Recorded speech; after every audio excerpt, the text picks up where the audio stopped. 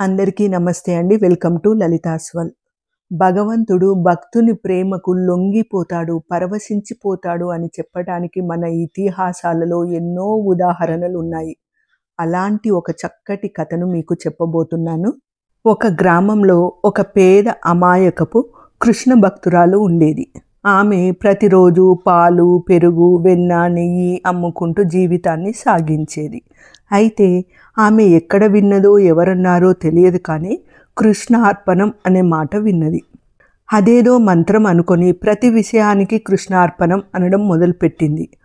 అయితే ఆ పదం ఎంతగా అలవాటయ్యింది అంటే, లేస్తూనే కృష్ణార్పణం, పడుకునే ముందు కృష్ణార్పణం, తినే ముందు కృష్ణార్పణం, తిన్న తర్వాత కృష్ణార్పణం, బయటికి వెళ్ళే ముందు కృష్ణార్పణం, ఇంటికి వచ్చిన తర్వాత కృష్ణార్పణం అనేది. చివరికి చెత్త ఊడ్చి పడేసేటప్పుడు కూడా కృష్ణార్పణం అని, గోమయాన్ని ఎత్తి కుప్పగా వేసేటప్పుడు కృష్ణార్పణం అని అనేది. ఆవిడ ఇలా మొదలు పెట్టగానే ఆ ఊరిలో కలకలం చెలరేగింది. ఆ ఊళ్ళోని శ్రీకృష్ణ దేవాలయంలో శ్రీకృష్ణుడిపై చెత్త, గోమయం పడి ఉండేది. ప్రతిరోజు పూజారి శుభ్రం చేసిన మర్నాడు మళ్ళీ చెత్త పడి ఉండేది.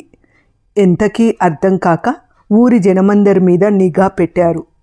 ఒకరోజు ఒక స్త్రీ చెత్త పడేయడము, అదే సమయంలో శ్రీకృష్ణుడి ఆలయంలో శ్రీకృష్ణుడిపై చెత్త పడడం ఒకేసారి జరిగింది. ఇది ఊరి వారందరూ గమనించి రాజుగారికి ఫిర్యాదు చేశారు. రాజుగారు చెప్పినదంతా విని ఆవిడ నాకు ఏమీ తెలియదని ఎంత ఏడ్చి మొరపెట్టుకున్నా కానీ వినకుండా కారాగారంలో బంధించారు.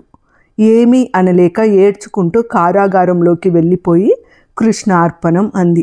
అంతే, మరుసటి రోజు స్వామివారి విగ్రహము వెనుకకు తిరిగిపోయి ఉంది. నాకు ఈ పూజలు వద్దు అని బెట్టు చేస్తున్న చిన్ని బాలకృష్ణుడిలా. పూజారులు ఏమీ పట్టించుకోకుండా యథాతథంగా పూజలు చేశారు. ఇక్కడ ఈమె కటిక నేలపై పడుకునే ముందు కృష్ణార్పణం అన్నది. అంతే, రెండవ రోజు శ్రీకృష్ణుడి విగ్రహం నేలపై పడుకొని ఉంది. ఇక మూడవ రోజు మళ్ళీ దేవాలయాన్ని తెరుద్దామని ఎంత ప్రయత్నించినా గర్భగుడి తలుపులు తెరుచుకోలేదు. ఈలోగా ఈమెకు కారాగారంలో ఏదో గట్టిగా దెబ్బ తగిలి కాలు బొటన వేలు నుంచి రక్తం కారసాగింది. అప్రయత్నంగానే కృష్ణార్పణం అన్నది. వెంటనే గాయం మాయమైపోయింది. అలా గాయం మాయమవడం చూసిన రాజభటులు వెంటనే రాజుగారికి విషయం చెప్పారు. అదే సమయంలో ఆ ఊరి జనమంతా రాజుగారి దగ్గరకు వస్తూనే, మహారాజా, ఆలయంలో శ్రీకృష్ణుని విగ్రహం కాలి బ్రొటన వేలు నుంచి రక్తము కారుతోంది, ఎన్ని కట్లు కట్టినా ఆగట్లేదు, ఏమీ అర్థం కావట్లేదు అని వాపోయారు. రాజుగారికి ఏమీ అర్థం కాక వెంటనే ఆ స్త్రీని పిలిపించి అడిగారు, నీ గాయం ఎలా మాయమయ్యింది అని. అప్పుడు ఆమె, నాకు తెలియదు మహాప్రభు అంది. సరే, ఏదో మంత్రం చదివావంట కదా, ఆ మంత్రం ఏంటి అని రాజుగారు అడగగా, కృష్ణార్పణం అన్నాను అని బదులిచ్చింది. సభలోని వారందరూ ఆశ్చర్యచకితులయ్యారు.